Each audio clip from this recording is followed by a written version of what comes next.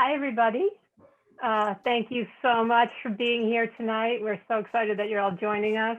I'm Amy Harrington. This is my sister, Nancy Harrington, and we are the co-founders of the Passionistas project. For those of you that don't know what we do, we have a podcast, subscription box. We are all about empowering women and helping women find their voices and fighting for equality for all women, which is one of the reasons we're here tonight. But the main reason we're here tonight is to celebrate the inauguration on Wednesday of our first female interracial vice president, Kamala Harris, which we're all incredibly excited about. We hope you enjoyed the retrospective of her kick-ass moments a few minutes ago as you waited for all of us. And thank you again for being here tonight. We really, really are glad you're here. Excellent. So we also want to thank all of you who are part of our Passionistas community online, and we want to invite the rest of you who are not to join us on the Passionistas project group on Facebook. Then you can keep up with all of our goings on and all of our events and things like that. We also encourage you all to take photos of your screens during the event, post them on social media between now and the end of Inauguration Day on Wednesday, and we're gonna pick 2 winners. And make sure you tag us at the Passionistas project when you post. We're going to give away an I'm Speaking face mask. Woo! And also an I'm Speaking t-shirt. And I can promise you that these are the absolute most comfortable t-shirts you will ever own. I have one on right now and they're amazing.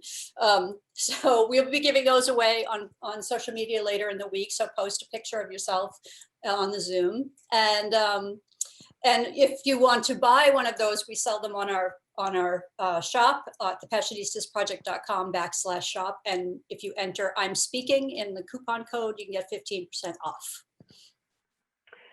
So we really are grateful to all of the women who are participating tonight. They're incredible. They all have really unique and special stories to tell. So we wanted to introduce all of them. We have Helen Torres with us, Lisa Brooks, Poonam Saxena, Kim Roxy, Becky Yamamoto, and Delisle Griffin. And after they all tell their stories, we're going to have a roundtable discussion with everybody that told stories, and it's going to be moderated by Karen Herman, who is a dear friend of ours and one of the best interviewers we know. So it's going to be really fun. So please make sure you stick around after the storyteller portion of the show to listen into the Q&A. And if you have questions for any of the women that told the story tonight or for any of us, please drop that in the chat and we'll do our best to get your question asked during the roundtable discussion. Excellent. And we also wanted to mention that a portion of the proceeds from tonight ticket sales and all of the donations will be made to Every Last One and Girls Inc. One of our storytellers, Gray, chose Every Last One as the charity for this event. It's a nonprofit organization dedicated to ending the damage caused by the cruel and negligent treatment arising from American immigration policy. Their work is wide-ranging and evolves to meet the needs of children and families whose lives are dramatically shaped by our country's constantly shifting immigration policies. And our main Passionistas project charitable partner is Girls Inc. Their comprehensive approach to whole girl development equips girls to navigate gender, economic, and social barriers and grow up healthy, educated, and independent. So we're just about ready to start. As Amy said, stick around for the roundtable. And also at the very end of the night, we're going to be giving away a Passionistas project pack to one of you who's in attendance tonight. So without further ado, Amy's going to introduce our first storyteller. So our first storyteller tonight is Helen Torres. Helen is the CEO of Hispanas Organized for Political Equality, or HOPE, where she leads one of the nation's most influential Latina organizations. She's been instrumental in the development and implementation of the HOPE Leadership Institute, a program that prepares adult Latinas for their next level of civic participation.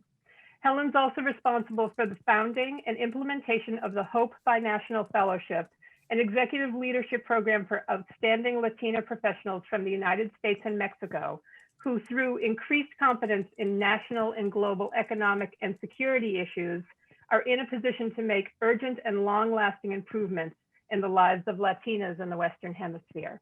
So please welcome Helen Torres. Thank you so much for having me. I'm so excited, and what a wonderful way to spend a Sunday evening as we prepare and celebrate for Wednesday. As already mentioned, my name is Helen Torres, and my story really starts on the beautiful island of Puerto Rico. If most of you are familiar with the island, obviously the last few years have been very devastating to the island because of Hurricane Maria, but my story actually began way before that, almost 52 years ago when I was born in the island. Actually tonight. It really started with my mother facing what a lot of single parents have to face, decisions of how to raise her two daughters in the best circumstances and in an environment that would be fruitful for them and that she could flourish as well. So my mother, her life got a lot more difficult when it was diagnosed that I was born with a heart disease. And a heart disease that needed to be treated and preparing me for open heart surgery in my near future. So she made the decision to migrate to Detroit, Michigan, where she had a sister and brother who were working in the plants there at GM. And so we migrated from Puerto Rico. She got somewhat established. And we went to a very well-known hospital that had some of the best cardiologists in the world, and that was Henry Ford Hospital. So she made that trek with my sister and I, not knowing the language too well, having a very limited education, and willing to work very hard to ensure that my sister and I were on a trajectory for success, achieving the American dream, but also that I was in a safe place to get my heart surgery. So as she tried as much as she could, she was very difficult. If you're a single mother, you can appreciate this. Very difficult to juggle taking care of a very sick child and keeping at work 100% of the time. So she fell into a welfare to work program that she would be able to work when she could and then get welfare.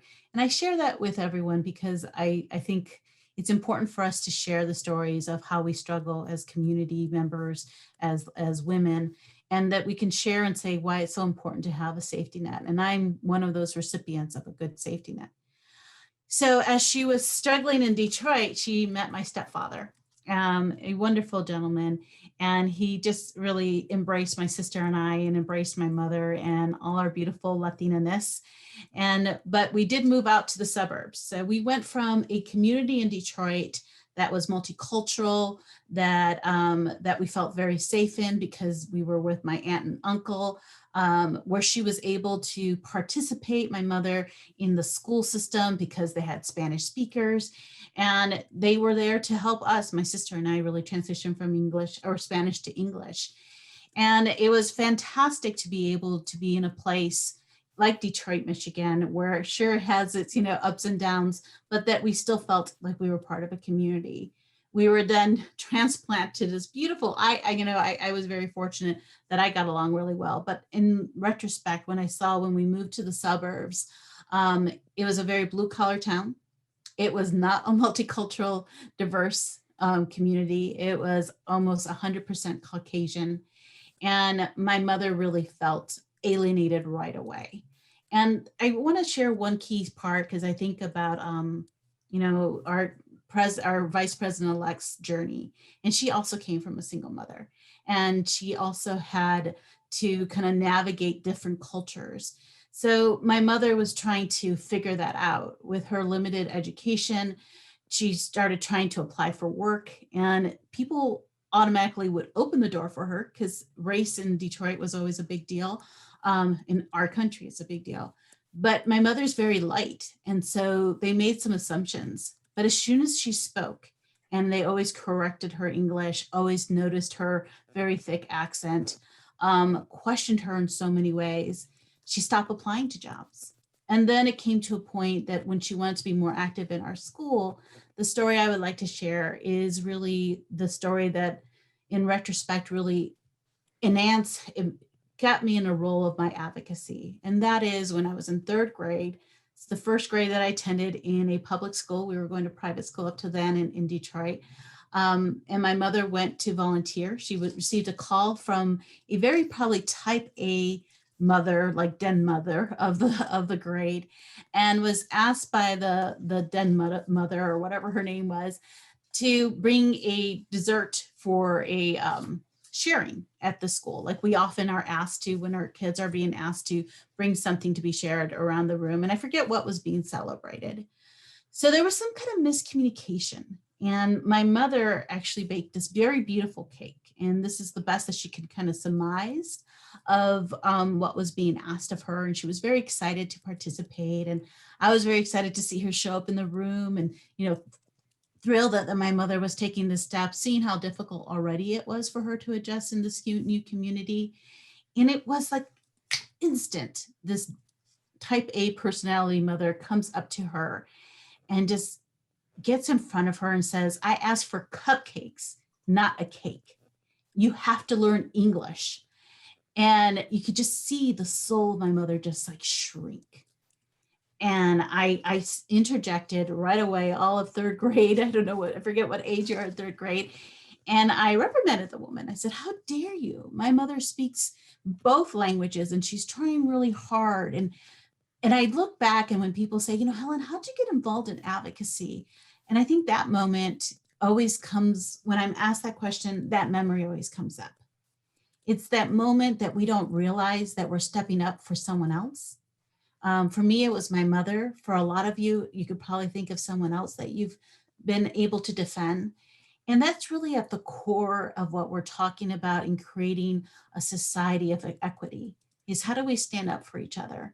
How do we correct each other in a positive way to create a good society? Afterwards, I found my voice. I became very active. I had an incredible time in my new community. But little by little, I saw my mother withdraw. And here was this woman, this beautiful Puerto Rican woman, inside and out, who was so active in politics in Puerto Rico and just didn't find that place here in Michigan to activate herself, to be part of a larger community. And I didn't realize that was happening. I think sometimes as children, we are very selfish and we think about ourselves. But I reflect back and I've had these conversations with my mother.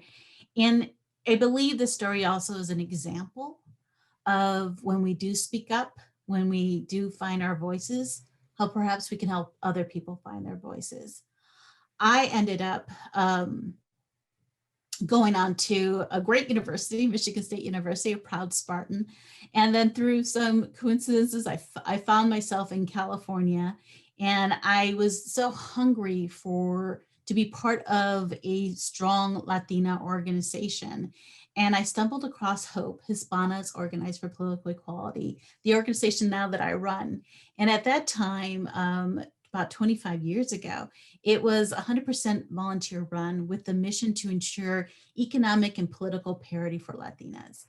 And I still remember when I walked into the room for the first event that I attended for HOPE, that HOPE put together, I was just amazed. And because there was just this spiritual awakening, if you will, of feeling at home, feeling accepted, and having a pathway to really be involved in the politics, in the nurturing of our communities here in the United States, and obviously for me in California.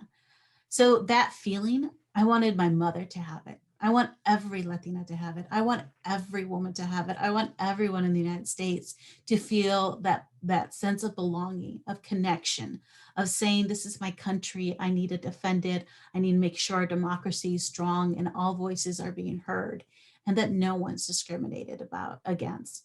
And that's what we do at HOPE. We prepare our women to go through the political process to ensure that they demystify everything so they do not feel alienated by it, but actually embraced by it.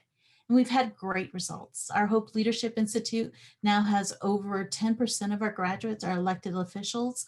Over 200 of our women serve on commissions.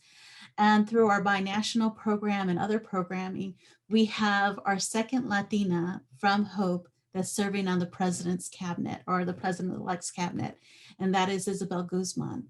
So it's been a wonderful, this journey. And it all starts when I found my voice, when I spoke up and took the time to let someone else know that I'm speaking, but speaking up for my mother. I wish I could do more.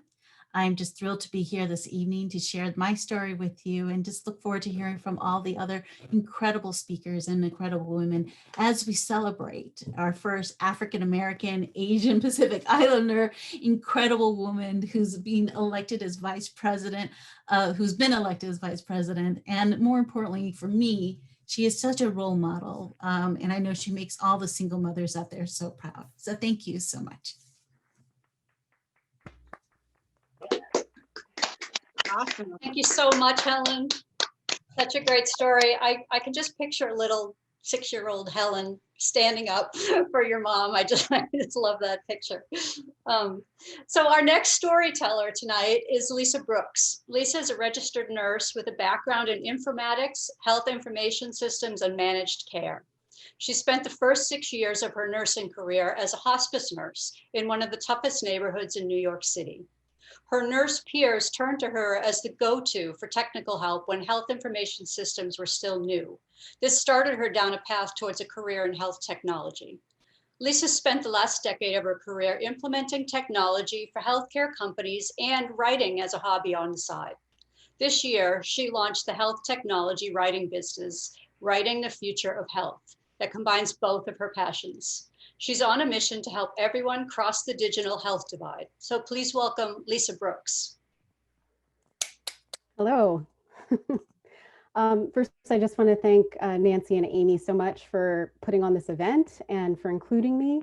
I feel incredibly honored and humbled to be included with this amazing group of women. So my story began with my very first job as a nurse, which was on the night shift of a very busy city hospital here in New York. That's pretty much where they put all the new people. So all the recent nursing graduates, first year residents, and then there was always like one unlucky senior person who had to babysit us. So one night, I remember admitting a patient, we can call him Mr. Jacobs. He was a man in his 70s who arrived on my hospital floor at 1 a.m. and he had just been told that he had stage 4 lung cancer. Now, because it was 1 a.m., I actually had time to sit down with Mr. Jacobs. I learned that he lived in Queens his entire life. He used to own a shop there, but he closed it and retired when his wife passed away a few years before. And I also learned that he had 2 adult daughters who showed up on my floor at like 1:30, and they kept thanking me for actually sitting down and talking with them, because before that moment, nobody in the hospital had even spent 5 minutes with them. So Mr. Jacobs thought he was only going to be in the hospital for like a week, maybe 2. And that is in fact what his doctor told him at the time. But as the night shifts went on and the weeks rolled by, Mr. Jacobs had been in the hospital for more like 2 months at the point he pulled me aside. And he said, "Lisa, I'm dying. I know I'm dying." Now, still being a new nurse with no practical experience with life and death, I said something very generic like, "Oh, you have to think positive. You know, you can do this." The stuff you generally hear about cancer campaigns. And he said, "Nope. I know this is what dying feels like. And I just want to go home. I do not want to die here." I really didn't know what to say, so I think I kind of nodded and shuffled away. Well, 2 nights later, when I was not working, one of my coworkers called me to let me know that Mr. Jacobs had died. He pulled off his oxygen in the middle of the night so he could go peacefully when no one was around. After that experience, I decided hospitals were not for me.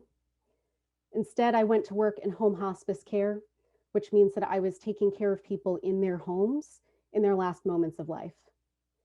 And never again would I fail to honor someone's wish about where they want to be in their last moments? The area I was assigned as a home hospice nurse was Harlem. So I mostly had patients who really didn't have much money. A lot of them lived in public housing. A lot of them were regular people. They were social workers, administrative assistants. And so when they needed help, they were dependent on their family, their friends, their neighbors, and me. So shifting gears a little bit, healthcare has been much slower to adopt technology than pretty much any other industry. And when I started as a hospice nurse in 2007, we did a little bit of our documentation in an electronic health system, but most of it was still on paper. In fact, when the director decided she wanted the nurses to move everything off of paper, there was a handful of nurses who chose to retire instead of learning how to use the computer system. So I was among the few nurses who felt comfortable with computers. Plus, I had a lot of opinions about what could be done to improve the system, so we weren't spending all of our time filling out forms. And pretty soon, the other nurses started coming to me when they had questions or ideas. At some point, several of the senior nurses told me I should consider a degree in nursing informatics, which is a combination of nursing and computer science. They also pointed out that since our company would cover full tuition, I'd be a complete idiot not to go back to school. So I took the plunge. I was working as a hospice nurse during the day and taking informatics classes at night. One of the first projects that I had as an informatics nurse was adding alerts to the system when something important happened. And I know that seems very boring now because we all have phones that'll alert us if somebody sends a text or puts a new picture up on Instagram. But more than 10 years ago, we didn't have alerts to tell us if a patient went to the emergency room or was admitted to the hospital. So my project was to add these alerts. And one alert that I added was for when caregivers call in. So caregivers, those are the family, friends, and neighbors that are taking care of a dying person. And it's not uncommon for caregivers to get very anxious as they see the person they care about getting closer to death. Now, in other parts of New York, like on the Upper East Side, wealthy people might hire a private nurse to stay with them, but the patients I cared for did not have that luxury. So shortly after we put this alert in place, I was working phone triage one weekend and I got the alert. So I called the caregiver right away, and it was a woman I knew, and she was scared and worried about her mother. And she was there by herself, and she wanted to call 911. Now, I knew her mother, and her mother had made it very clear that she did not want to be resuscitated. She did not want to die in a hospital, and she certainly did not want to die on the way to a hospital. She wanted to be home.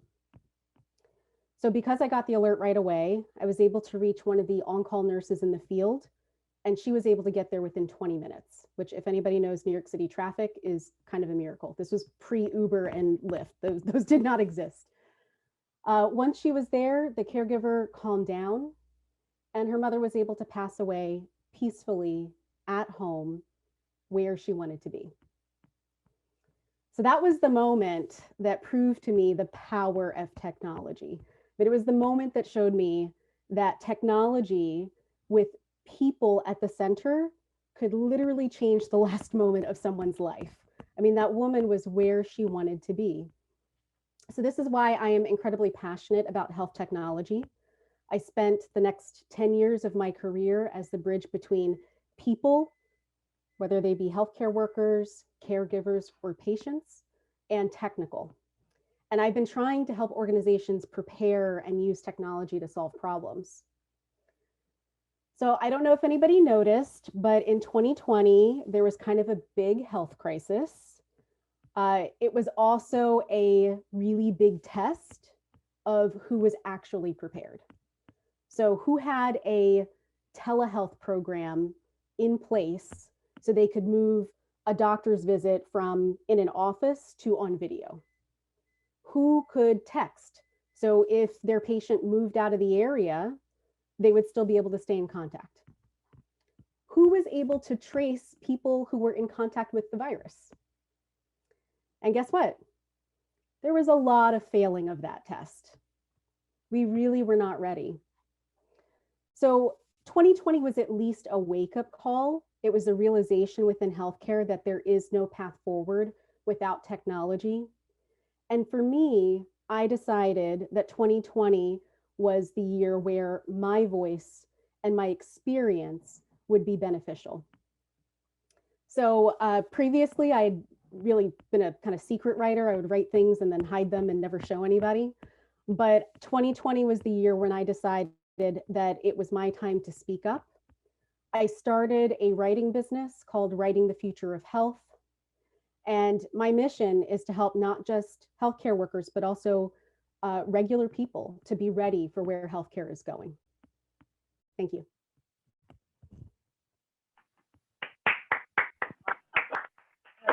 That was fantastic. Lisa, thank you so much for your story. And also just, you know, I know we all feel this way, but the healthcare workers, one of the reasons we wanted to include you tonight is because we're so grateful to people like you who have been out on the front lines this year and who have built systems that I know you're saying they're not perfect yet, but think of where we would have been without the technology that we do have. So thank you for dedicating your life to speaking from inside the system for the rest of us. We appreciate it. So our next speaker is Poonam Saxena, and Poonam holds a bachelor's degree in psychology and a master's in education. She's a mother of 4 college-age children and has spent 20 years volunteering in her children's school, in their classrooms, and working with their administrators. She's implemented several processes that have benefited all the children at the school. She's currently the host of the podcast EduMe, which focuses on bringing the gap and fostering a stronger relationship between parents and schools by empowering parents to become partners in the school. She also holds weekly edunars and works one-on-one and in small groups as a parenting coach. Poonam is currently an author in the making, writing an education book and a memoir. And she's a wonderful, wonderful friend, and we're grateful that she's here tonight. So please welcome Poonam Saxena. Thank you so much, Amy and Nancy. What you all are doing is so powerful for every single person here tonight and beyond. And I'm so honored to actually share the stage with so many powerful Passionistas. So thank you for bringing us all together. So my story tonight is a little different, and I want to actually ask you a question first. We're talking about women and speaking. Why do women feel the need to say, I am speaking? It doesn't matter where we come from or what we're doing, but we have that inherent need to say that. And it's, in my view, coming from various points of various ideas. So one is that we feel as women that we are silenced by the loudest voice or the louder voice in the room.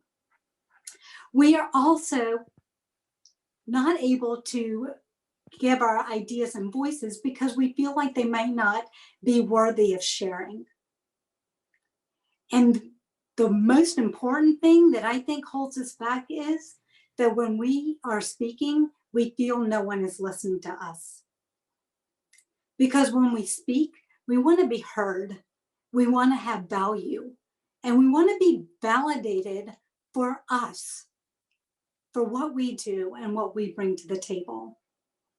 But women are not the only one who have these challenges.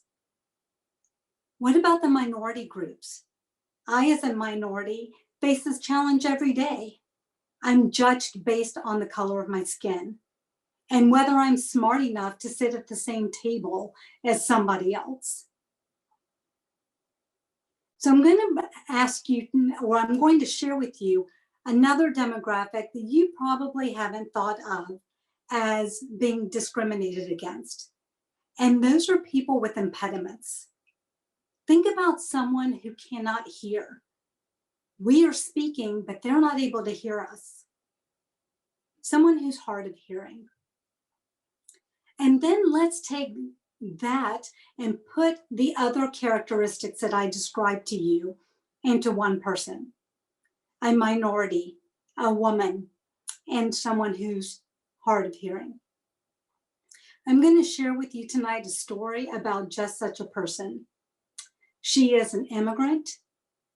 She is a minority, obviously, but she's also profoundly hard of hearing. And for the moment, I'm going to keep you in suspense and call her by the letter S. So I'm going to share you S's story tonight. More than 50 years ago, S began to lose her hearing. She was a second grade teacher and realized that she wasn't hearing her students as well as she once was. She was struggling to understand what they were saying. And even though she had been fitted for hearing aids from that day forward, her hearing was still deteriorating. Imagine for one moment what that must be like, to not be able to hear. So not only was her hearing deteriorating, but something else was changing too, and that was her behavior. She was fearful of misspeaking in a conversation because she didn't want to interject something that wasn't really happening. She didn't want to speak out of turn because she hadn't heard someone else. And she didn't want to redirect the conversation in a way that wasn't the way it was going. So as the years passed, she spoke less and she began to feel silenced. And her confidence diminished. And for those who are hard of hearing, they can feel unengaged and uninformed, which is absolutely not true. But S's family and friends did a lot to help her hear, help her be a part of the conversation, and make sure that we were speaking to her, she was spoken to face to face so she could read lips. And tap her shoulder to redirect her to the speaker. And even repeating what was said so that it was ensured that she was part of what was going on. But that didn't come without frustration, as you can imagine. She was frustrated because she wanted to hear, and it was such a challenge. And it was frustrating for her family and friends because they too wanted her to be a part of the happenings. But then something really amazing happened in September of 2020. Through a series of incredibly fortunate events, she met a doctor that changed her life. This doctor offered her a hearing aid called a Baha, and it's a bone-anchored hearing aid. And basically what happens is the hearing aid is attached to the outside of the ear and is threaded through a sensor that's attached to the bone, and it goes into the middle ear. So basically it's bypassing the outer and middle ear. All of a sudden, she could hear. She could hear her children and grandchildren for the very first time in their lives. It was a powerful, powerful moment. And what happened was she was able to find her confidence again, find her voice again. And because she was able to hear, she was also able to speak. This impacted her quality of life immensely. Now you may be wondering who S is. S is my hero. She's my mom. On December 9th, when she called me from the doctor's office, when she was getting her hearing aid fitted, I thought something had happened because she was speaking so softly. And I never heard her speak that softly before. And I said, what's wrong? And she said, nothing. I just wanted to hear your voice.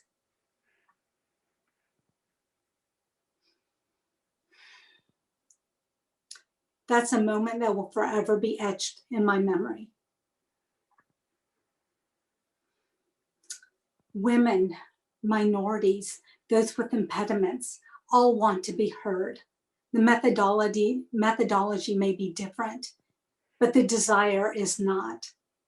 So when Kamala Harris turned to Mike Pence and said, Mr. Vice President, I'm speaking, what she actually meant was, I want you to listen. I want you to hear me. And for my family, it is our turn to listen because my mom is speaking.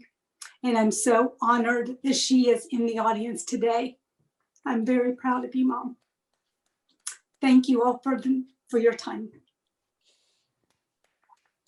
Oh my goodness.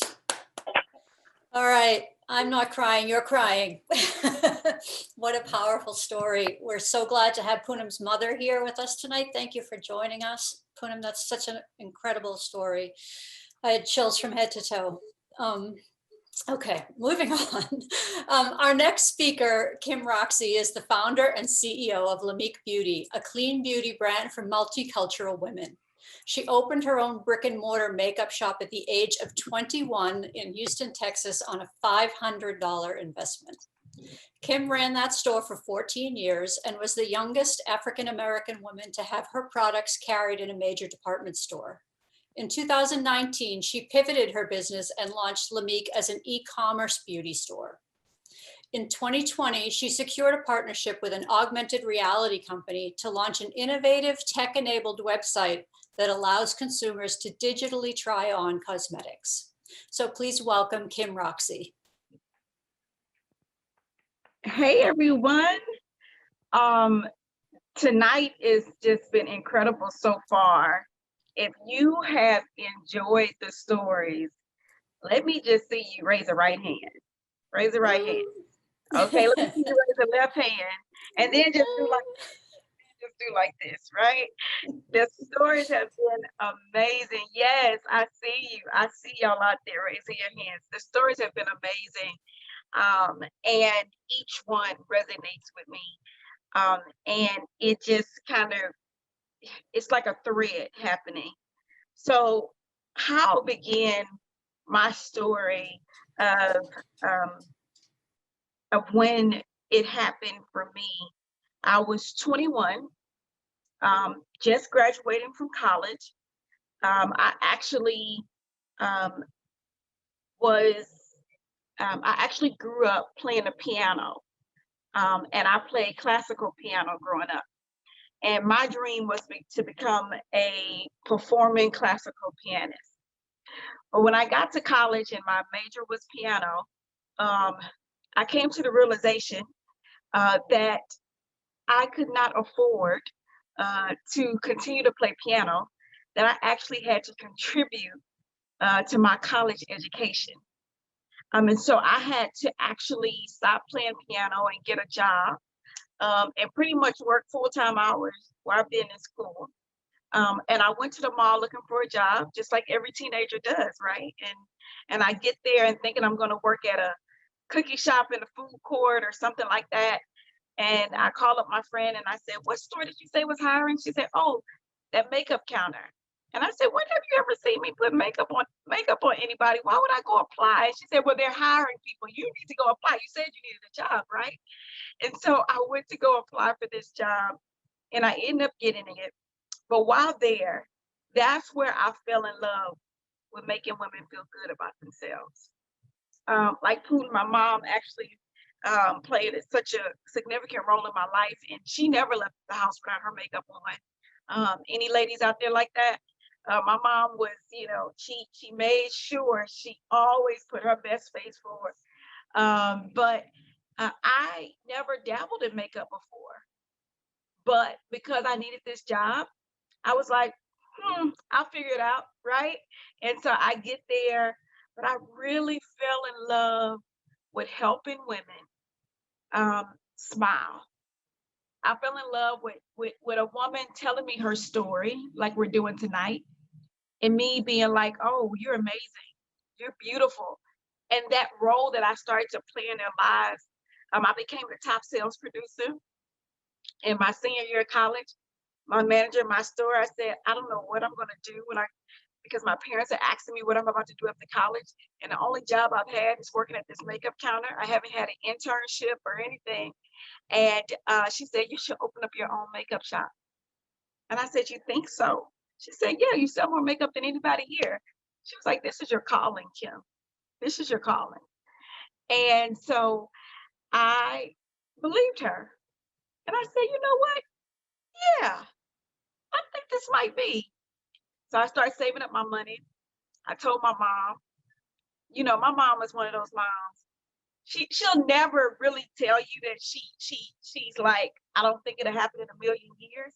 She won't tell you that. She just lets you think that it can happen for you, right? And so she gave me $500, and I saved up my money, and that's how I opened up my own makeup shop. Yeah, Carol. I opened up my own makeup shop in Houston, Texas. But it didn't happen that easy. I went inside the leasing office to go get the space. And if you got the money, the first month rent, the last month rent, you fill out the application, you got everything in place, you got a plan for your business. You would think that you'd be able to rent the location like you wanted to, especially because this mall had some vacancies in this mall. They had room. But I would never get calls back from the leasing office. I send in my application. I was calling, they never called me back. I actually went up there a couple of times. They said, "Oh, we'll get back to you." The secretary said, "Oh, they'll get back to you. They've been really busy." Well, finally this time I was at the crunch point where I had to make a decision if this was what I was going to be doing, if I was going to open up this location. So I went to the leasing office and I met with the leasing manager. And she said, "I'm just not sure if what you're working on is going to work. How old are you again?" And I was like, 21. She's like, "And you're just graduating college and you're opening up a business?" She just couldn't understand why I was doing it. And I said, "Yeah." I said, and I was so excited. I was like, "Yeah, I'm so excited because it's going to be women, who look like me, who have a hard time finding makeup. We're going to do their faces." I was just so excited. And she literally, in that moment, through her confusion of what I was doing, tried to almost confuse me of what I knew I was called to do. And so she said, "I just don't think it'll work." She said, "I just don't, we just can't lease to you." And I said, "Well, and I just can't leave." I said, "Because you have no reason not to lease to me." And she said, "I'm going to go get the owner of the mall. I'm going to let him tell you that that we won't be able to do this." She goes to go get the owner of the mall. He comes in. He said, "Go ahead, kid. Tell me what you're trying to do." And I said, "Well, I have this idea about this makeup shop. I'm going to open it up. I'm going to have it where women are able to come in and get their makeup done, get their eyebrows done." I was like, "No one in this area is properly servicing these women. I'm just going through everything that I'm going to do." And he said, and I said, "I think it'll actually add value to your location. And I think it'll add value to this mall." I was like, "Because there's nothing like it in here. And I'm going to attract a lot of customers here." He said, "So you think that your business is going to add value to this mall?" I said, "Yeah." He said, "You know what, kid? Just because you think so highly of you and your business, I'm going to give you a shot." And I looked at the woman who was the leasing manager. I looked at her and said, "See, you're going to find out this is going to be the best decision of your life." And I opened up that location. They put me in the side of the mall where it was basically no one at. They call the area Asia and they call the rest of the mall America. And they were like, we're gonna put you in Asia. So just when it fails, you know, you'll be over there by yourself. You won't mess up anything. And I was over there maybe 2 months. And the owner of the mall comes over there. He said, you are really making this work. He said, I like what you're over here doing. I had models in the windows. I would do all kind of creative, innovative things. And so he said, we got a new spot right down in the middle, in the center of the mall next to Victoria's Secret. You want it for the same price? I said, yep, it's mine. And so from there, now this part, y'all, hold on to your seats. Come close, listen up, listen up, listen up. Let me tell you what happened. So I'm in the mall and this is a couple of years in. This was like 2004, about 2008. Do y'all remember when the financial crisis happened? Well, that same mall who thought they were too good for me to be inside that mall ended up going into bankruptcy and closing. And I had to go get a whole new brand location. It ended up being a better location I ended up getting. But that mall ended up going into bankruptcy before my company ever did. So who's speaking now?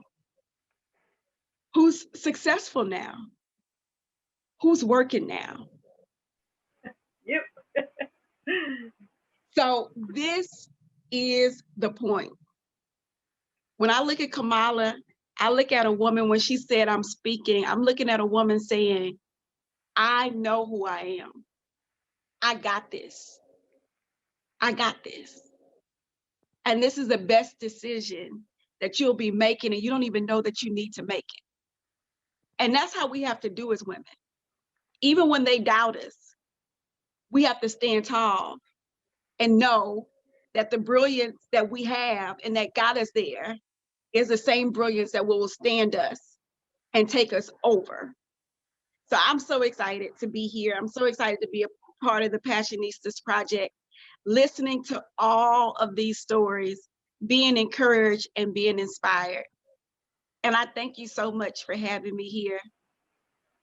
But like Kamala said, I'm speaking. Thank you. Oh, that was awesome. Kim, that's such a great story. That's so inspiring to so many women who, you know, it's really hard to get a business off the ground, and you were very young, but you knew what you wanted and you knew you were ready for it. So thank you for sharing that really inspiring story with all of us. We really appreciate it. So our next storyteller is the LA-based Becky Yamamoto. She's a stand-up comedian, actress, and writer. She performed at SF Sketchfest, Pacific Crest Comedy Festival, and Sacramento Comedy Festival. She created the critically acclaimed web series Uninspired and won Best Actress for a web series pilot at NYTVF for 2 Chans. She's been seen in many TV shows and films like Younger and Fort Tilden, which won the Narrative Feature Grand Jury Prize at the South by Southwest Film Festival. And she's been called priceless by the New York Times. So please welcome the priceless Becky Yamamoto. Yeah. Hey guys.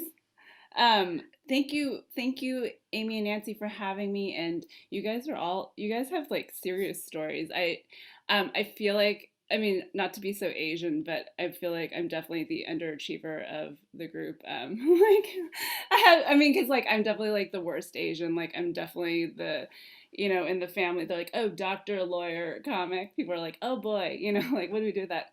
So finding my voice it's like a journey. It's been a continual kind of thing. Like I definitely feel like all of y'all have like a real strong sense of yourself, but you know, I feel like I'm definitely somebody who's a bit of a chameleon, you know, and like my voice is like physically like speaking, like giving effort to giving my physical voice is like something I kind of hate sometimes. Like I'm a very low talker and I'd rather mumble, and like my husband always is like, I can't hear you, you know, like, oh, calm down. So it's like, for me, like physically getting my voice together is like a struggle, but So there's that. But so finding my artistic voice has been a real thing. None of you know me, but when I was in high school and college, I was like a real Jesus freak. What? Where that? Okay, to the J man, no one else. Okay, so I was like, Jesus was like technically my boyfriend, you know what I mean? Like, like he was like all I thought about all the time. Like, in college, I joined this campus organization. So it was like Jesus all day. Like, there were like so many meetings, like so many things. I was like a student part-time and a Jesus follower like full-time. I was just like on the side, I'm studying at this very expensive college that my mom is paying for. In the meantime, I'm like, everybody follow Jesus, and people are like, no, thank you, So, anyway, like if I was going to have a real live action boyfriend, they would have to like take the back seat because Jesus was at the wheel, you know what I'm saying? And I was at the passenger seat. This is the car, no one else. Okay. So I feel like I'm saying no one else, like to silence. It's fine. No, there's someone laughing. Here's one. Okay. So so in college, I was Jesus all the time. And then I also, my work study job was at the coffee house.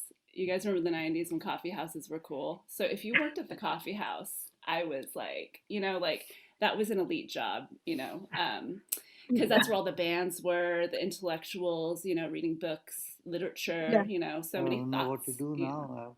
Oh. I can't get back to it. Oh, that's okay. Just put on mute. Wait, I'm just kidding. Okay, sorry. Wait. I'm sorry. I'm not supposed to do that. That's the most audience interaction I've had in months. I'm gonna just say that. Like, most of the time, it's like.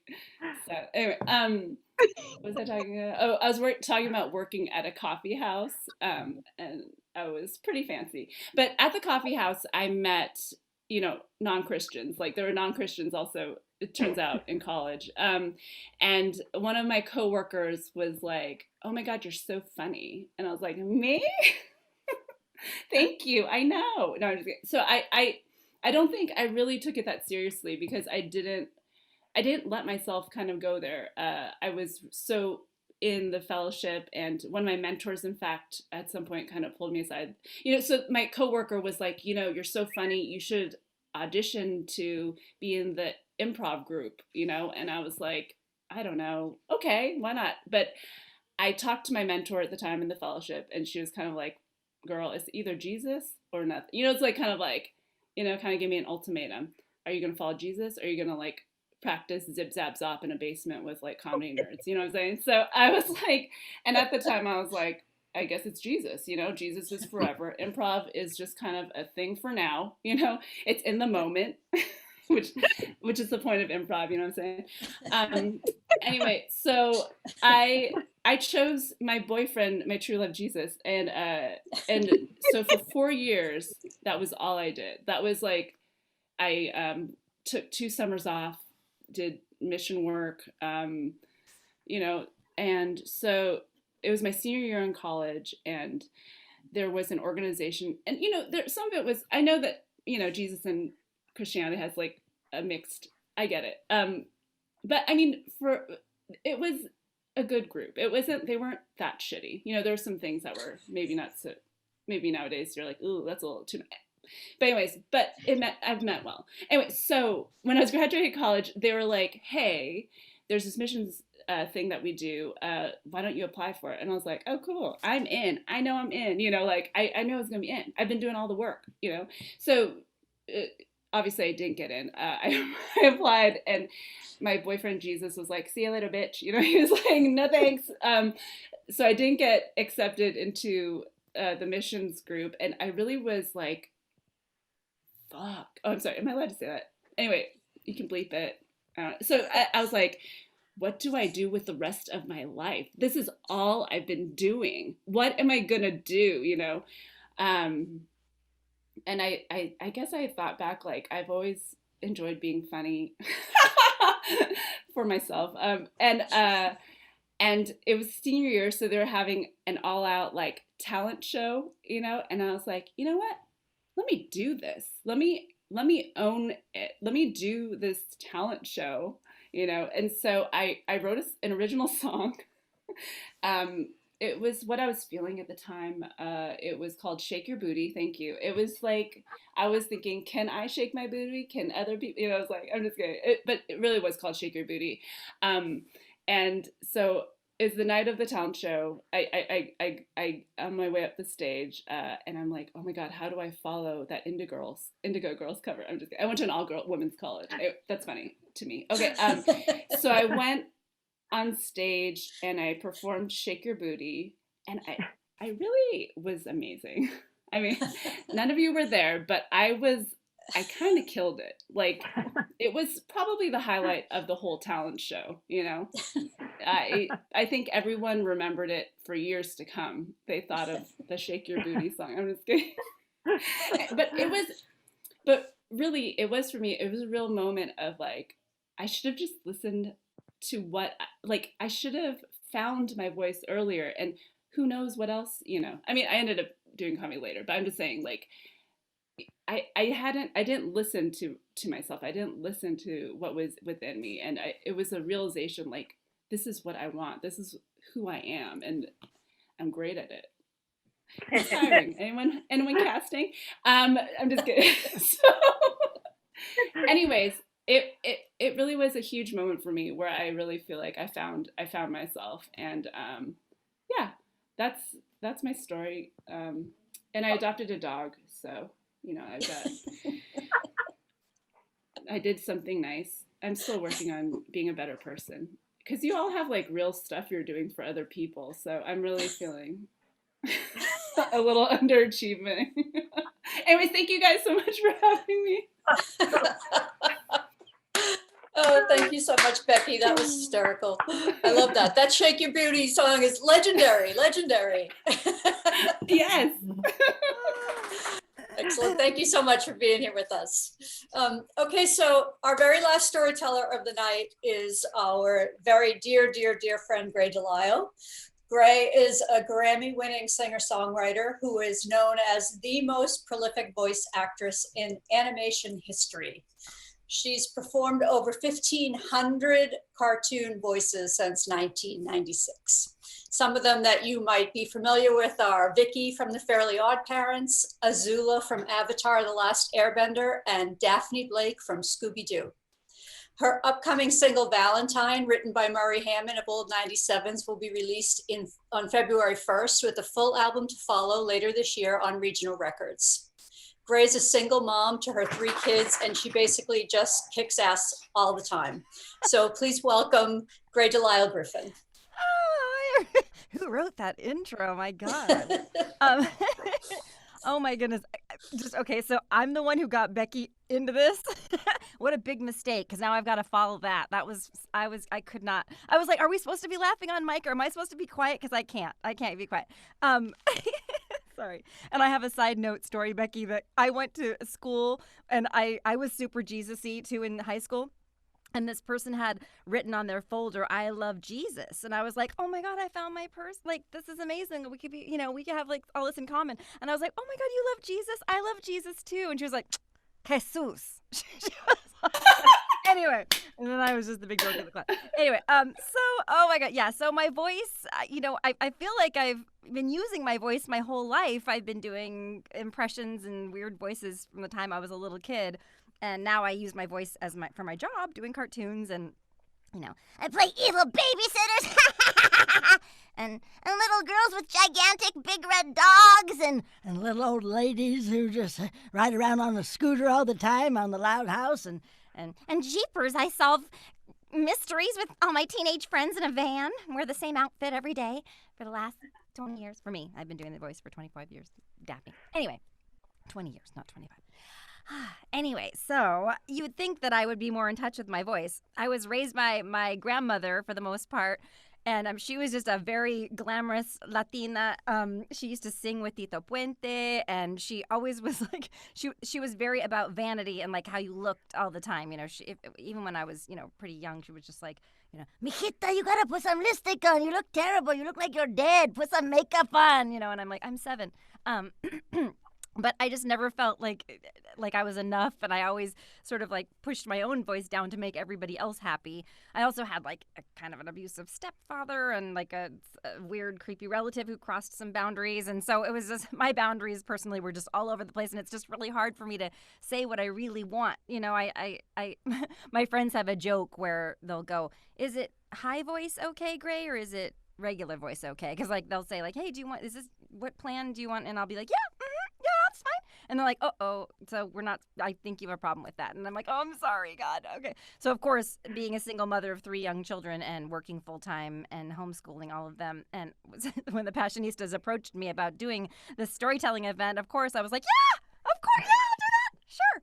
Anyway, so but my story is about just, it's so hard for me to tell people if I don't like something, you know, and or if I just want something to do something different. And it all came to a head at my local nail salon with my friend Nancy, who I've been going to forever to do my nail. I mean, you know, her kids have graduated high school. Like, I mean, we've been through divorces and relationships. We've told each other everything.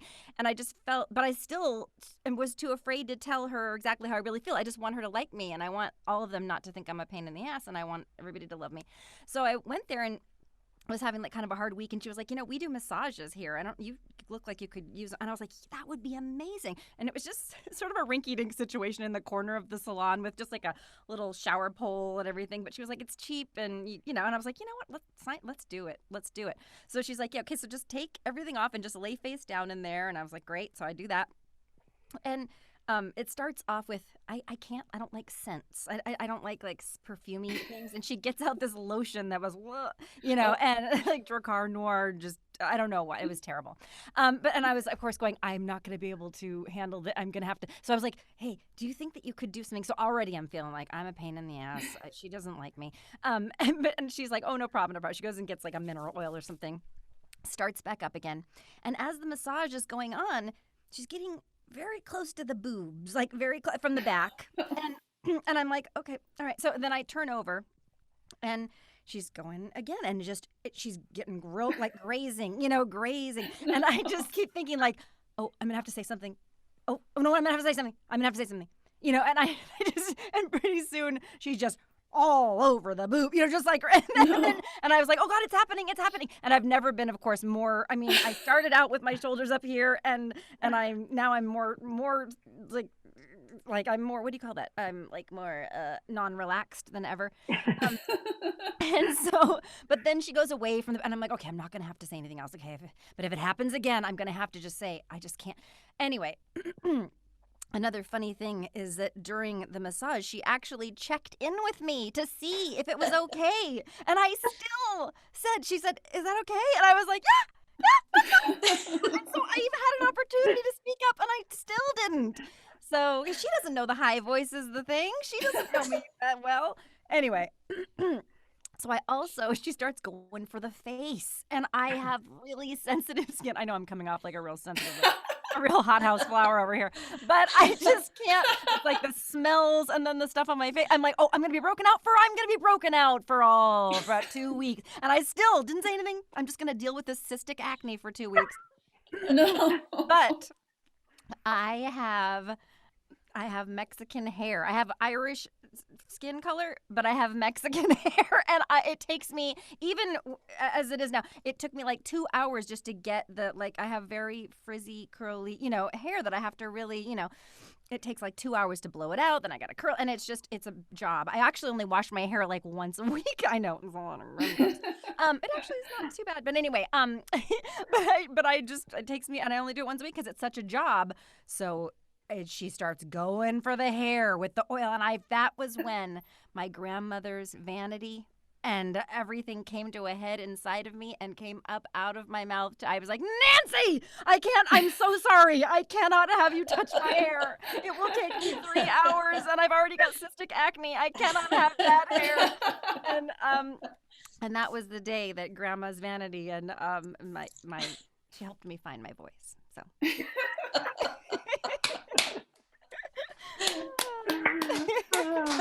Excellent.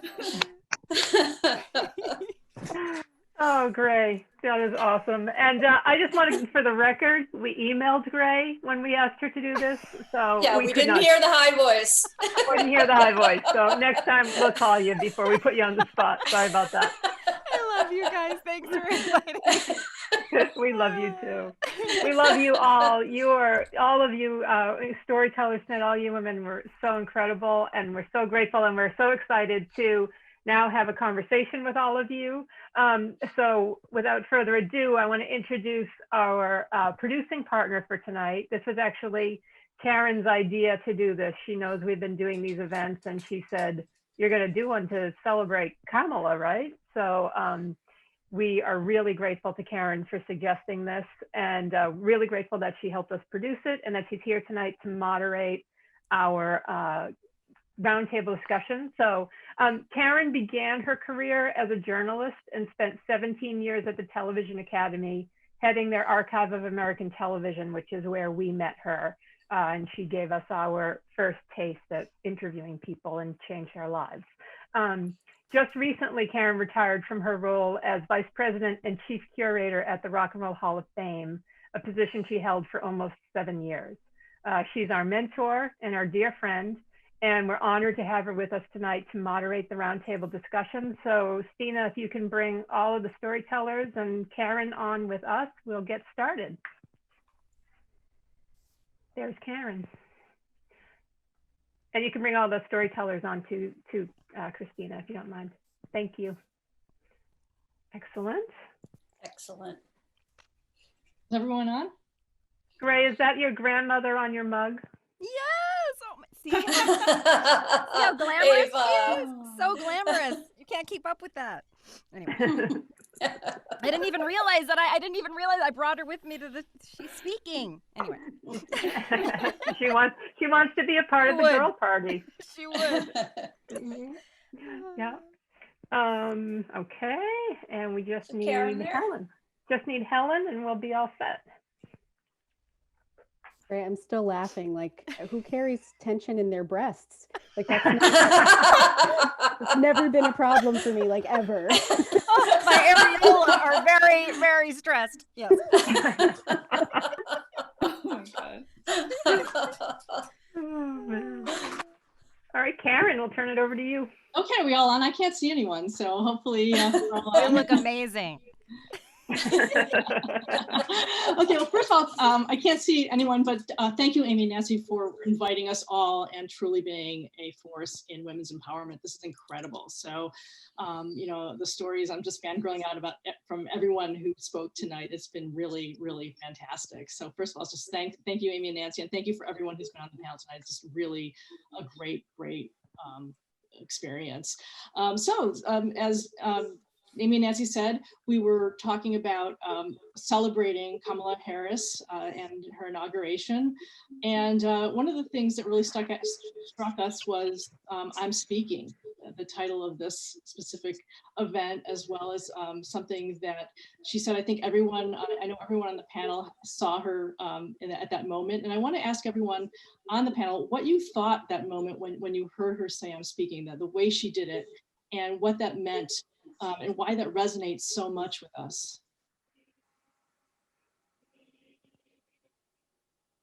Again, Well, I'll go ahead.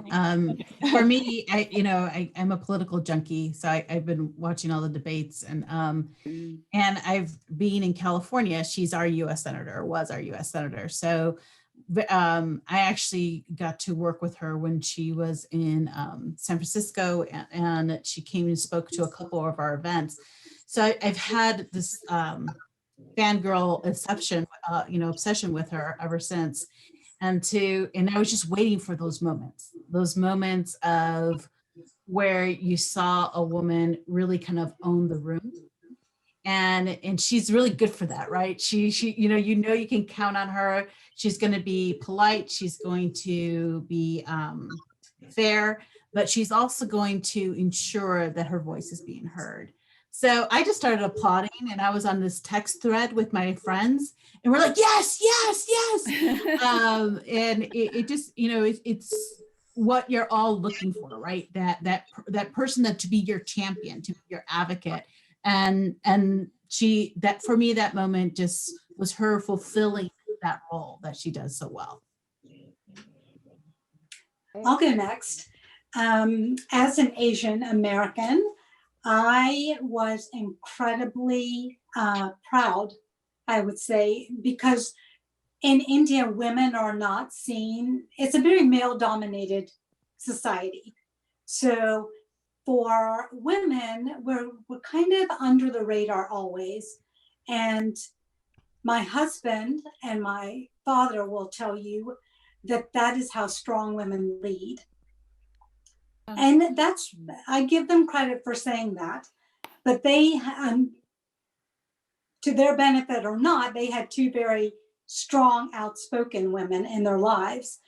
And to hear Kamala say that meant that it gave every woman a license to say, I'm in the room, my voice matters, I'm smart, I'm here for a reason, pay attention. And I think that was a very powerful turning point for women in this country, because we now had the same opportunity to speak. And she has broken that ceiling for us. And that is one of the most powerful things about what she said. And also, Amy and Nancy, what you all are doing through the Passionistas project is giving women the opportunity and the platform. And quite frankly, the confidence to step up and say, you know what, I am here. I've got this. Step back. It's our time. Yeah, and I would say, go ahead, Lisa. You go, I'll go right after you. Okay, I was just about to say, it was the head nod for me. She was like, I'm speaking. It was the head nod for me. The head nod, you know what that means, okay? You ever had a mama, I don't know, for me, it's like a black mama, you know, when she do you a head nod, I'm speaking, you like this, you know what that means. You know, like basically calm down for a minute, you know. And so, and it's that sort of, it was the head nod for me. You know, it was the head nod with the I'm speaking that lets you know, I'm serious. I'm for real. Look at me in the eyes. I'm looking at you. She's looking straight at him. You know, she turned to look. She's not looking at the camera anymore. She's looking at him. Right. And so, Right. you know, it's that you're not going to intimidate me. I'm not shy, you know, and I don't know who you dealt with before. You know, it was a lot in there. I don't know who you dealt with before, but I'm speaking. So it was the head nod for me. It's funny. My mother's on this right now. I don't give the head nod, Mom. That's pretty on the spot. For me, it was it resonated when I moved from nursing into tech. I moved from a field that was 90% female to a field that was 90% male. So I've had to use that phrase before. I had to find a much more corporate, polite way to say that. But what I loved was she just said it, and it then opens up that discussion of why did she have to, she didn't even just say it once. She had to say it probably 4 or 5 times during that debate. So in what context was it okay to speak over her? So she had to remind you she was already speaking. I thought that was also extremely powerful and maybe one of the lasting legacies in terms of conversations that'll happen around what she said. Absolutely. Why do you think it took so long? I mean, it's 2020, and that's that, and we're hearing that, almost for the first time. What was it? Why do we feel like we're not being heard? And and actually seeing it in these debates. We haven't had a woman in that position sitting at the table. And I always remind people this too, even though historically it seems like a long time, it really hasn't been. We didn't get the right to vote almost less than 100 years ago, right? This is the celebration of a 100-year anniversary in 2020. And you didn't really see equal rights Not all for women. colored women until 1960s with the Civil Rights Act. So when you think about the trajectory of political life here in the United States, it hasn't been that long. And when you think about Ruth Gator Ginsburg, which I know a lot of us are fans about, you know, she graduated top of her class and couldn't get a job. So when you think of that, the history of women's empowerment is not a long history. The majority of the history is that we have been shut out. Specifically, women of color have been shut out. So I think, you know, you have to think about almost from the 60s to now, it's been an incredible progress. But what I see is that we have to keep the progress going because there's a lot to fight for still, and we cannot be complacent. And how do we do that? You know, how do we keep that going? I think we do that by talking and speaking and placing ourselves in situations where we are validated. And even when we're not validated, we need to keep pushing.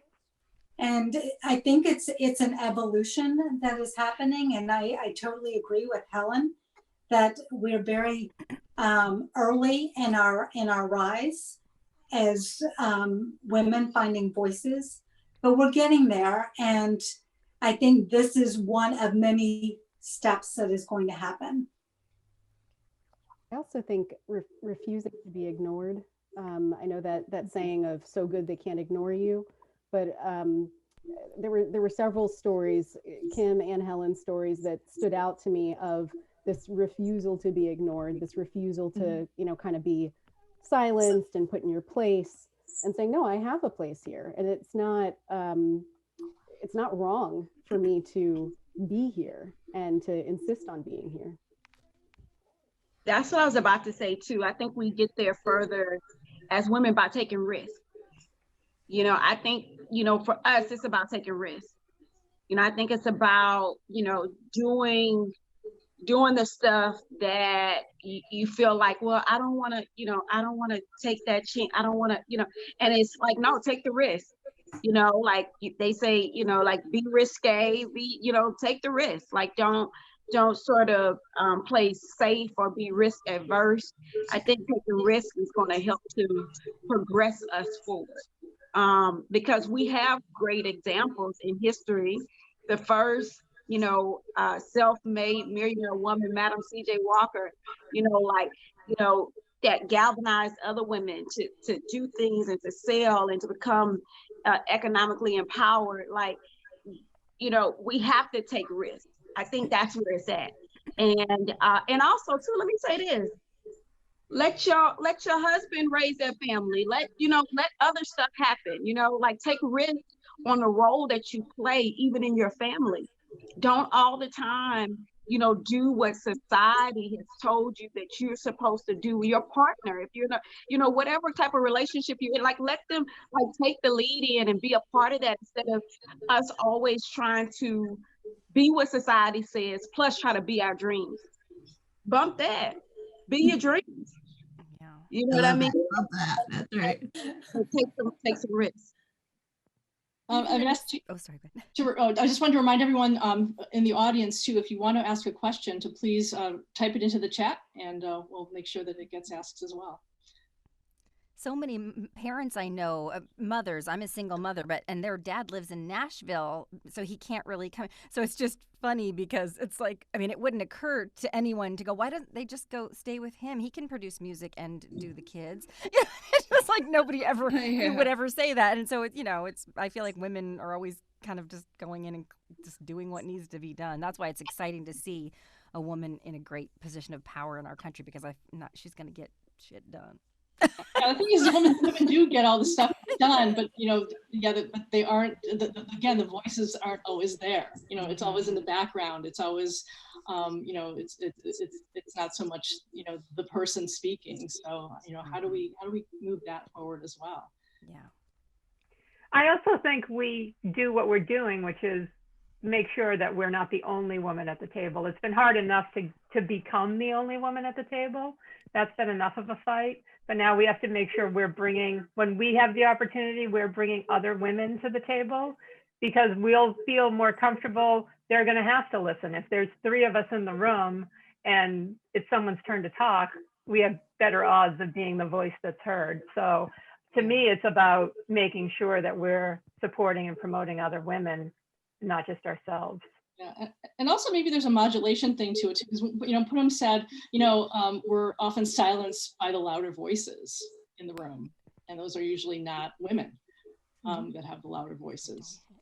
So that's another thing. Have you guys felt that as well in your journeys? Oh yeah. Oh yeah. But I think it takes time to break those barriers down. And every time we walk into the room and we present it in the manner in which that it's appropriate, I think people are going to start listening. And I think it's weird because we can get all this stuff done, and yet we have to walk a tightrope in corporate America, right?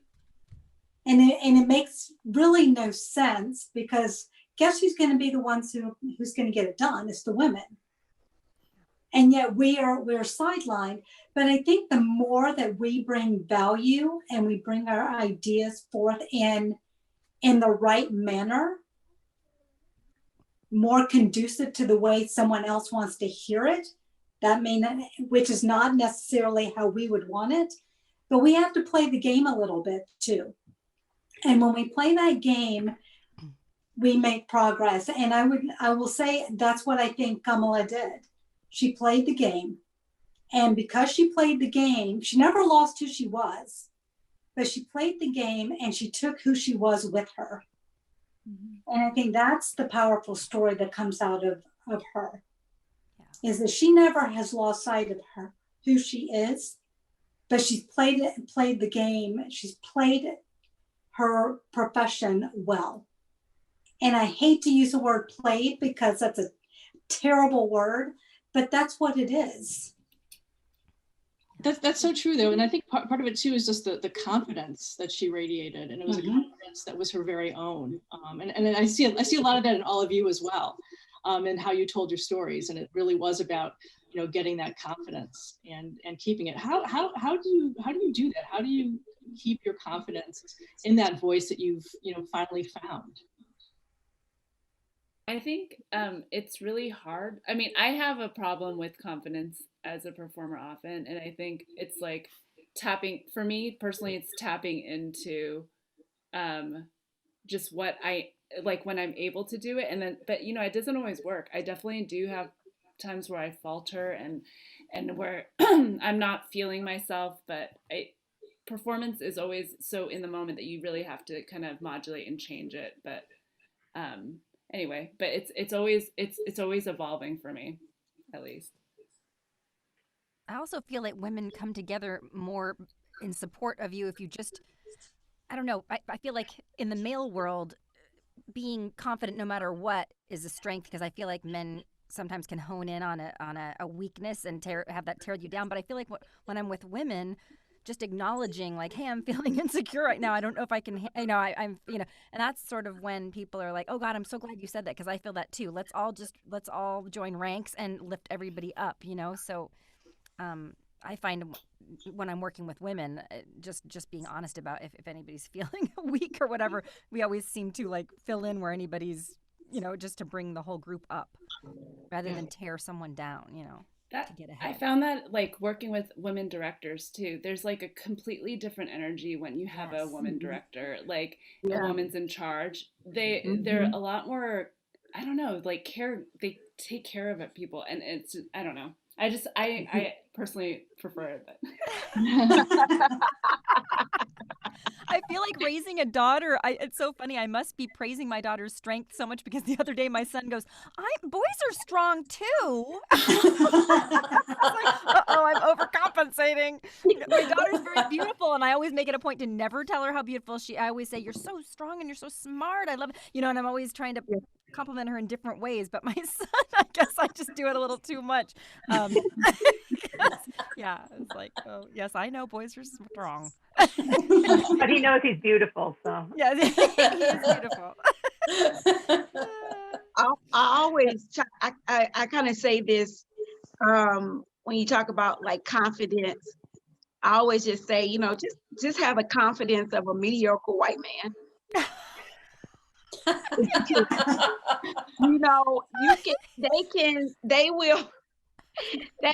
Nobody can come tell them, that they, are not, whatever they're working on, whatever they're doing. They're not going, oh my gosh, I wonder if, and it's just, sometimes and I've been in the tech world, in the startup world a lot with my business.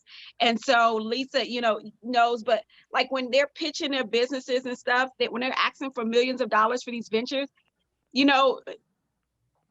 they, and the thing is that a lot of times, we try to get the most degrees and the most certifications and the most and we're trying to go after this.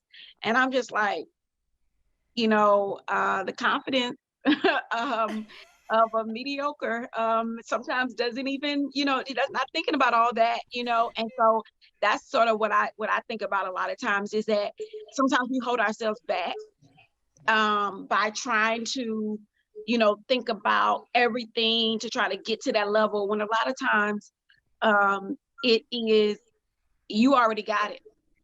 If you think you qualified as a woman, you probably overqualified. So, I haven't ran into a woman most of the time who doesn't think she's more than what she actually is.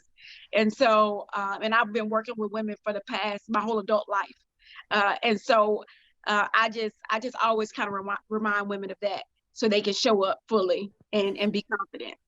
Oh my God, that's such a great point. In fact, I remember one of the best things that's in the book Lean In is when they talk about a report from Hewlett Packard, and it said that men will apply for a job if they meet like 60%, and women have to meet all 100% of the requirements. And that's so true. I think that's something that, you really have to get over to say, okay, it is a confidence issue as well as a finding your voice issue. Jim Comey is proof of that. The fact that he's still on TV talking, I'm like, if a woman pulled that shit, what you pulled in 2016, she would be in a basement hiding for 10 years. Are you kidding me? Go away. Anyway. Oh my God, that's so true. True.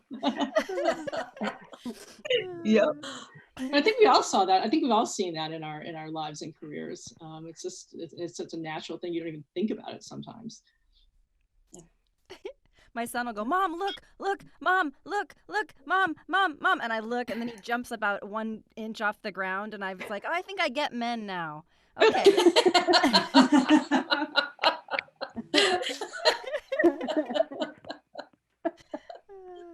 Nancy, did you have some questions from the audience that you wanted to? Yeah, we're starting to get some questions from the audience. So the first one is, are there specific exercises or practices you can offer to help women become more empowered? I know at Hope what we do is really demystify any kind of process that has to do with either political or advancing in your career. And we do that a lot with role playing and putting the women in certain situations. So for example, if we're doing a process around the state budget, we have individuals that come in and talk about the state budget, but then we have an exercise for the women to put together a state budget. And once they do that, they're like, oh, I got this. This is, so a lot about it is just demystifying the process and creating a network and a fellowship in which you can make mistakes without risking, your credibility, you're stepping on someone else's toes. So creating that environment where you're safe. So my 2 cents would be, think about the environment that you're creating. Is it a safe environment in which people can fail and fail with good feedback? And how do you break down the process so that it's not simplified because the person can't get it, but it just goes back to that confidence. So much of what we do is really not that hard. There's only really a few brain surgeons out there, and people that need to do brain surgery, right? A lot of this, especially being involved in politics, anyone can file to run for office. So it's just understanding the process. There, you don't need a degree to file for office, obviously, as you can tell. So all this to say is, once we're each other's best friends, and you don't even have to be in agreement of everything, but once you have someone's back and help them walk through the process, and all of you have these incredible careers that you probably have learned so much that you said, gosh, if I could just share that information, that's going to give that person that much more of a leg up. And that's what we have to do, is just demystify everything. Good. That's good. We have a question for Gray. Jennifer says, thank you everyone for telling your stories. I want to ask Gray if she has an unspeaking story in the world of voiceover. Any advice for women like me who are starting out in the voiceover industry? Oh my goodness. Well, I work with mostly men, but thank goodness they're all pretty good eggs, all drama nerds. So they tend to be a little bit, they've been in touch with their feminine sides. But if you're starting out in voiceover, I would say, excuse me, I'm talking right now, honey, I'm talking right now. Please go. Sorry, I'm speaking right now. I can't believe I said I'm talking. Anyway, just 1 minute, please go. I'm in 1 minute. Sorry. No problem. That might be a fire you gotta put out. There might be a fire you gotta put out. No, at one point he did come in with a bloody toe, and he's like, I am bleeding. And I'm like, oh my God. Okay, that was you can leave this event if one of your child is injured. It was a little stub toe. But anyway, I thought he stepped in dog poop, so it was actually a relief that he was only bleeding. Oh boy. Bleeding. Okay. Okay. Yeah. Getting in voiceover. Right now they're hiring influencers. So if you have a platform, which is great because we're all most people have a computer and a microphone, and if you can get some sort of audience going, and also during the pandemic, even though it's such a terrible thing that's happened to our country, it has opened up a lot of avenues all over the world for you to take a class with someone like there's a woman named Mary Elizabeth McGlynn who I just advertised her voiceover class on my Twitter. If you go to my Twitter at Gray Delisle, and she's doing and you would never be able to take a class with her unless you lived in the Los Angeles area. And now if you could be in Australia and take a class with her, which is amazing. And there's also Charlie Adler, who's a big animation director. He does online classes right now, too. And I feel like, really take advantage of this time when everybody's home because there's all kinds of alternate opportunities popping up. So, yeah. But get a following. We hire influencers, even bad ones. Sometimes I'm like, who is this person? I'm like, Google. And then I'm like, oh, they have 4 million followers on TikTok. Okay, great. And Gray, while you're there, a little while ago, someone asked, actually it was Helen, requested, would you please do Azula for us? I'm going to have it in recording. Well, hello there, Helen. Greetings. I like that you're wearing the Fire Nation colors today. Yes. And I won't banish you because your story was pretty good, I guess. I wouldn't give you a compliment. She would just... I'm going to be the most popular person with my boys now. And it is a family tradition. Every year we watch the Airbender. It's like must over the weekend. So I was just like, when they read your bio, I'm like, what? Wait, did they just give your kids names to Amy and Nancy, and I'll send them a message. Oh my God. Okay. Yes. Okay. I will. That'd be great. That'd be fantastic. Yes. Thank you for doing that. No problem. I just wanted to add something to the confidence exercise, because being an entrepreneur, being a woman leader, you trying to move up in your job management, all kind of stuff, you do have to exude confidence. No one wants, even if, no matter what industry you're in, I can think of so many different situations where you don't want a person walking in seeming like they're unsure or not quite there, right? And so when you think about exercises for confidence, because I love what Becky said, her confidence is always evolving, and so is mine. Because you come, for me, I I want to, level up or move to the next level. And then it requires another level of confidence, and for me not to get imposter syndrome every time, like it requires that, right? And so when I think about the exercises that I do, for me, a lot of times I use affirmations. A lot of times I use those affirmations. A lot of times I talk to myself. How about that? I talk to myself, and I'm like, I'll say, or I'll write down some things that are the reason why I'm a badass. I'm just like, okay, this is the reason why. I have to write it down. I have to remind myself. I'm like, that's right. And I'm like, and then I'm like channeling myself, and then I'm putting on some good music, and then I'm like, yeah, I'm fire. You just have to sometimes do your own pep rally, sort of pump yourself up and give yourself that, because if you go outside trying to look for someone to give you that, sometimes you may not get it, and they won't get it until you do.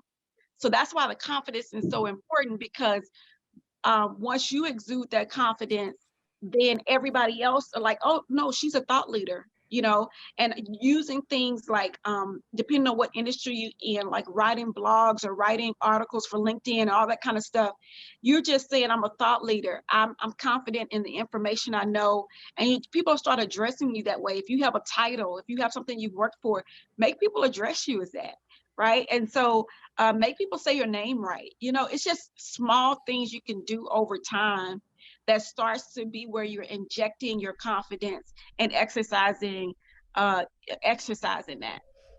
Oh, that's a great point. Also, the fact that you brought up not just speaking, in a room or whatever, but using your writing, using other tools to do that. Are there other people on the panel that have something to say about that, about using the other things that are available to you? Oh, well, go ahead. Go ahead. Oh, thanks, Gray. I was just going to say, piggybacking on what Kim is saying, the other thing is that women attach age to what they're doing.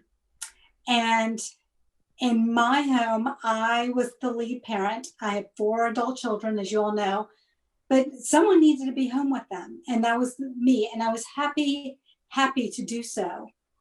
So my voice and my passions are just now being experienced. I'm able to think about things that I had not been able to think about. And women limit themselves when they get to the 50s and say, oh, we're over the hill. We can't do this. We can't do that. Well, let me tell you, I started running at 40. I've run 4 marathons since.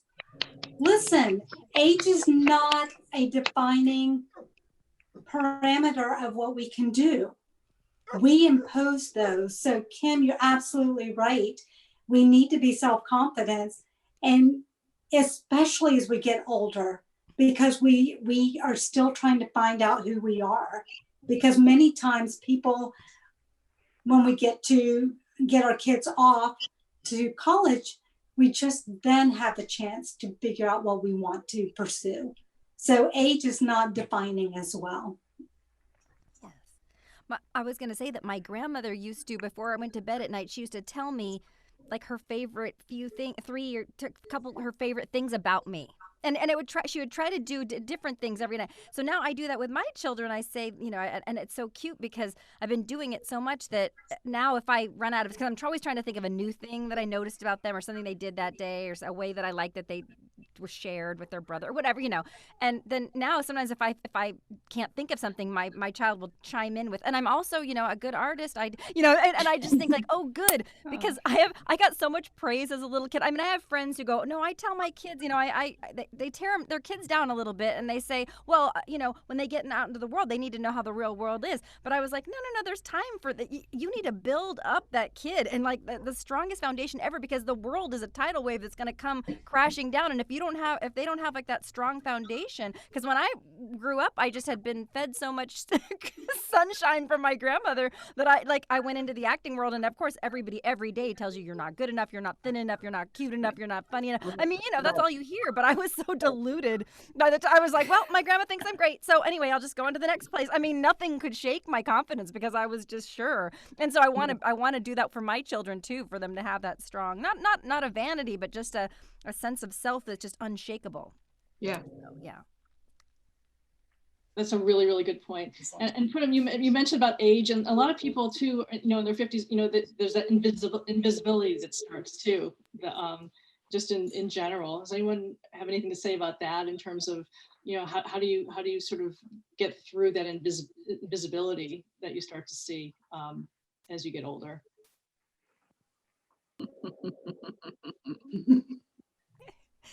SAG has a whole thing for, I'm sorry, the Writers Guild has a whole section for women over 40. That's like a subsection of writers that need more attention. And I thought, my God, that's crazy. That seems just I don't want to use a pejorative, but that just seems bonkers to me. Like you need a whole subset. You're 40? What? That's young. I don't know. My grandma also always used to tell me, don't ever tell yourself, oh, if I was thinner, I would do that. If I was younger, I would do that. Because she said, I look back at pictures of myself and go, oh my God, look how cute I was. Look how young I was. And I thought I was too old to do it. And she lived to be 94 and was, doing things and, wow. Doing things all the way up until her 90s. So yeah, she learned to play guitar when she was like 70 or something. So anyway. Well, that's great. Amy and Nancy, are we out of time? I think we are. I think sadly we have to wrap it up. We this was so can't awesome. thank you enough for joining us. Before we go, we do want to do our quick giveaway for everyone who came tonight. For those of you who don't know, in addition to the podcast and these events, we also do a subscription box, which is a quarterly box that is filled with products exclusively from women-owned businesses and female artisans to help support women-owned businesses. As we've all discussed tonight, it's not always an easy road for women who start companies. So they're totally amazing products. We try to really fill it with unusual, interesting things. And That this Filipino hot quarter's, chocolate. I'm addicted. oh my God, So good. to die for. Yes. It's in here, hot Yes. chocolate. So this quarter's box theme is Passionistas Pamper. So it's all sorts of great things to snuggle in and have a nice warm night on a winter evening. So What are you during watching the inauguration? yes, you can have a little cocoa in your soft slippers. I love them. After you take a bath. Yeah. So if Stina would pull up the magic spinny wheel, we will see who wins.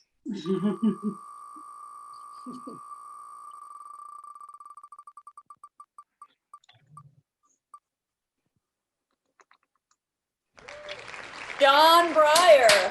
Woo! A man won. Darn it. A man won. Isn't that always the way? Groom. How did he get in Hoping here? John has a lovely mother or sister that he can share that with, a wife or significant other. Well, congratulations, John. Please email us at info@thepassionistasproject.com with your mailing address and also the shoe size of the woman that you hopefully will be gifting this to. Maybe you want a pair of pink fuzzy slippers for yourself, which is fine.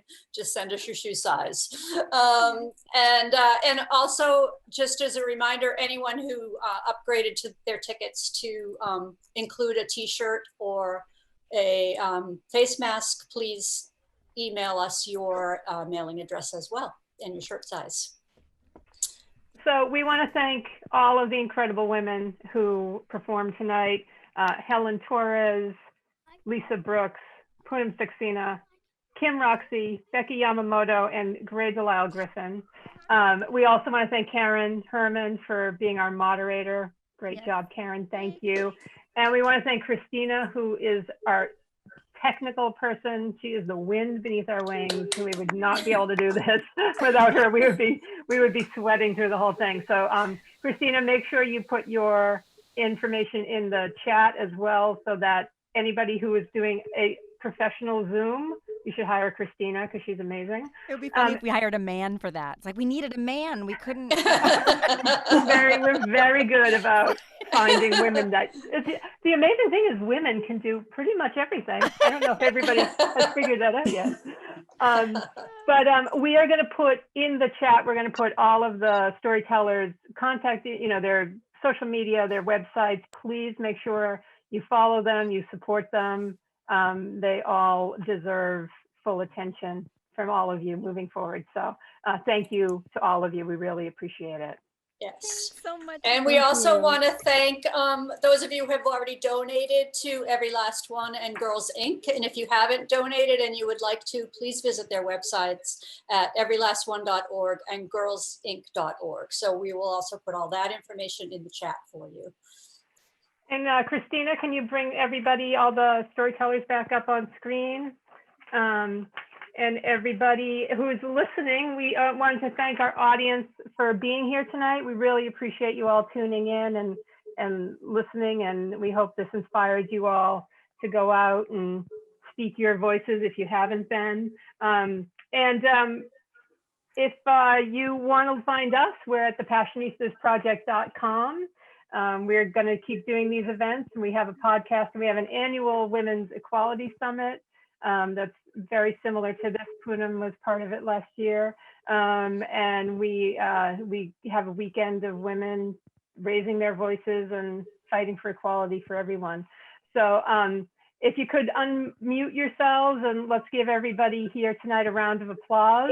And thank you all so much.